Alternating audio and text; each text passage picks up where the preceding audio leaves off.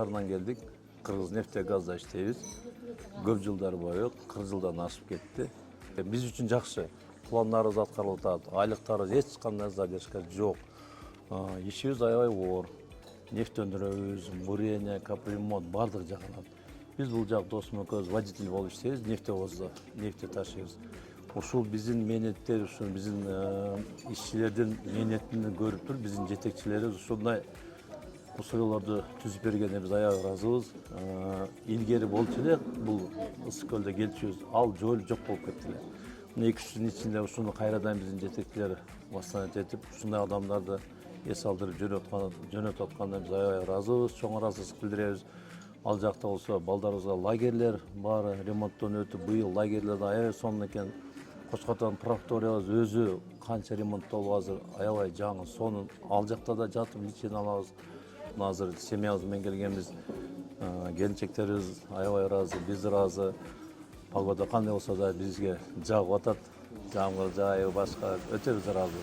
Биздин жетекчилердин дайыма иштерине ийгилик, биздин Кыргызнефтибиз дайыма ушундай жакшы алдыңкы ишканалардан болуп жүрө берсин каалайбыз биз. Эс алган жерибиз дагы жакшы жер экен.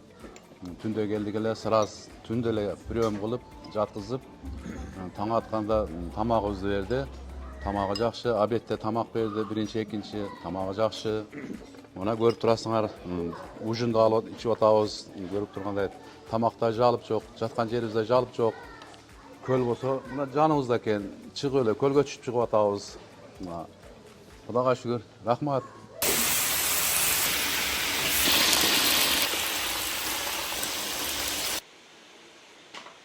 Ошол эртең молочка беребиз. Булочкалар менен сахар, чай. Дагы обедке мына первый, второй подливтерин жасап атабыз, котлеттер, гарнирлер. Первыйсы бүгүнкү казахский суп, по-казахски. Бул по-турецки кылып гарнир жасайбыз азыр. Двойной эме менен, курулган вермишель менен күрүч. Анан подлив, котлетибиз бушуп атат парилкада. Ошол ужинга да ушундай первый, второй. Салат, сокторубуз бар жок. Адамга эмне жагымдуу болсо ошолорду даярдап беребиз. Көңүлүнө туура келген эмне сурашса баарын беребиз.